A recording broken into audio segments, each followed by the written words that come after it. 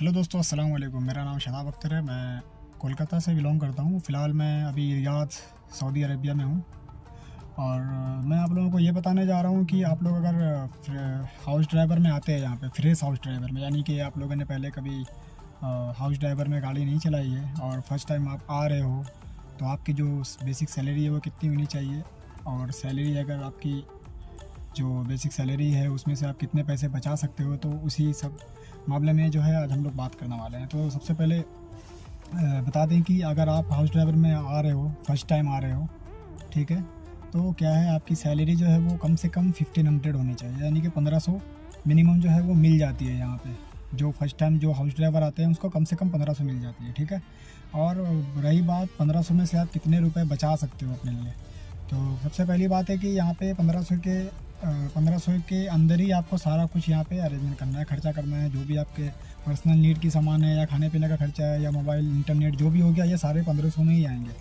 तो आप लोग ख्याल रखें कि हमेशा 1500 के अंदर ही आपको सारा कुछ करना है। आप ये सोच के कभी भी हाउस ड्राइवर में ना आए कि 1500 के ऊपर भी कुछ इनकम होता है, ठीक है, या फिर ऊपरी इनकम भी होती है, तो ऐसी कुछ भी नहीं है। आपको जो भी इनकम बताया जाएगा, 1500 हो, 1600 हो, 1800 हो, कुछ भी हो, तो किसी किसी कफील के पास होता है कि 1500 प्लस 200 या 1500 प्लस 300 वो दे देते हैं। लेकिन ज़्यादातर मैंने जहाँ तक देखा है, मेरे जितने भी दोस्त लोग काम करते हैं हाउस ड्राइवर में, तो मैंने ज़्यादातर देखा है कि सभी की जो सैलरी होती है वो 1500 ही होती है। तो मैं खुद का एक्सपीरियंस बता रहा हूँ आपको कि अगर मान लीजिए आपका सैलरी 1500 है, ठीक है, तो आप कितने पैसे आप बचा सकते हैं। तो 1500 में सबसे पहले आप खाने के 200 रुपये निकालेंगे। अगर आप खुद से खाना बना रहे हैं, ठीक है, अगर आप खुद से खाना बना रहे हैं, रूम में 1-2 बंदे हैं, या अगर ज़्यादातर अगर हाउस ड्राइवर में आप सिंगल है तो आपको पर्सनल रूम ही दिया जाता है हाउस ड्राइवर में, ठीक है। ज़्यादातर हाउस ड्राइवर की जो रूम होती है वो पर्सनल होती है, यानी कि वो बंदा अकेला रहता है। और जिसकी फैमिली बड़ी होती है कफील की, तो उसमें 2-3 ड्राइवर मिलके एक रूम में रहते हैं। तो अगर आप 2-3 ड्राइवर हो या एक ही ड्राइवर हो आप, ठीक है, अगर आप सिंगल हो, तो आप अगर खुद से खाना बनाते हो, ठीक है, अगर आप खुद से खाना बनाते हो, राशन पानी वगैरह बाहर से लाके अगर आप खुद से खाना बना के खाना खाते हो, तो 200 में आपका आराम से खाना हो जाएगा 1 महीना। कोई भी दिक्कत होने वाली नहीं है, आराम से आप 200 में 1 महीना आराम से आप खा सकते हो, ठीक है।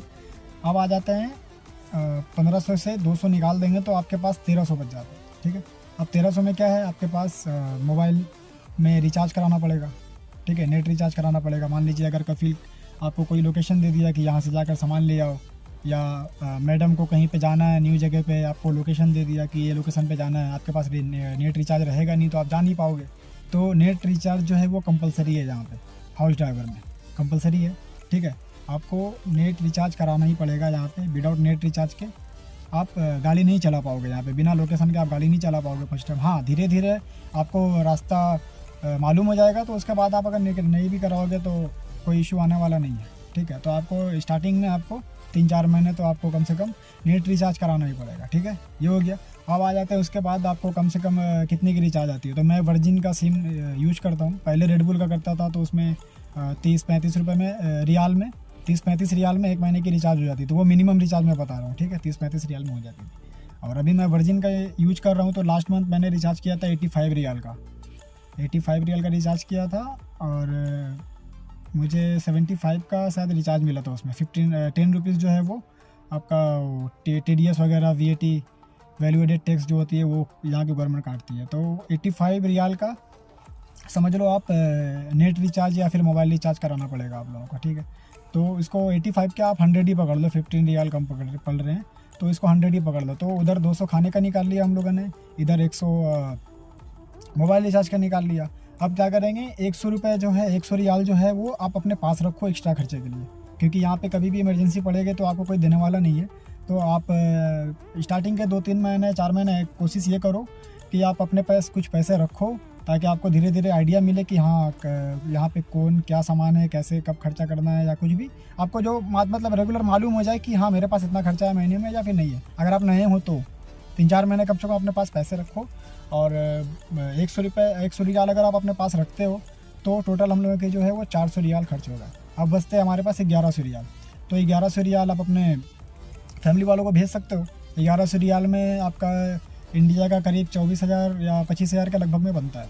तो आप टोटल ये खर्चा हटा के आप इंडिया के 24-25 हज़ार आप अपने घर आराम से भेज सकते हो, कोई भी प्रॉब्लम नहीं होने वाली है, ठीक है।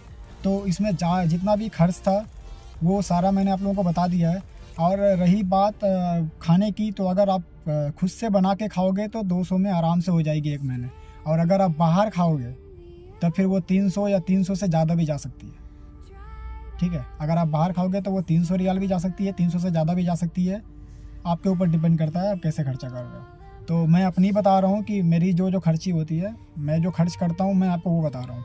तो अगर मेरे खाने में, रिचार्ज में और मैं पर्सनल खर्च को अगर हटा दूँ तो 1100 मान लीजिए बचता है। तो अगर 1100 में आराम से आप इंडिया घर भेज सकते हो और अपने फैमिली को बोल सकते हो कि मैं हर महीने इतने पैसे भेज सकता हूँ। तो ये वीडियो मैं आप लोगों के लिए मतलब इसलिए बना रहा हूँ कि आप लोग में से बहुत सारे भाई हैं जो मतलब टेंशन में रहते हैं कि वहाँ जाऊँगा तो पता नहीं कितने खर्चे होंगे, 1500 में क्या बचा पाऊँगा, 1400 में क्या बचा पाऊँगा।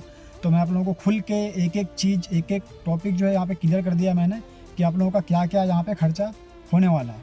ठीक है, और कितने पैसे आप बचा सकते हो। तो एज़ पर रिगार्डिंग आप समझ लो कि आपकी सैलरी 1500 हो या 1600 हो या कुछ भी हो, तो उसके हिसाब से आप ये जो मतलब मैंने जो खर्चे बताए है उसको आप डिडक्ट कर लो, तो आपके पास जो टोटल अमाउंट है वो आपका बचत होगा। तो इस तरीके से आप इसको प्लस माइनस करके आप हिसाब लगा के, अगर आपके कफिल कितने सैलरी दे रहे हैं, तो ये सब करके आप उसके बाद अपना प्लान कर सकते हो गल्फ़ कंट्री की जर्नी के लिए। तो तब तक के लिए मिलते हैं नेक्स्ट वीडियो में। अगर ये वीडियो अच्छा लगा तो आप वीडियो को लाइक करें, चैनल को सब्सक्राइब कर लें और बेल आइकन को ऑल पे कर दें, ताकि मैं जितनी भी गल्फ़ कंट्री के रिलेटेड वीडियो बनाऊँ आप लोगों तक सबसे पहले पहुँच जाए। और तब तक के लिए मिलते हैं नेक्स्ट वीडियो में। बहुत बहुत शुक्रिया आप लोगों का, थैंक यू।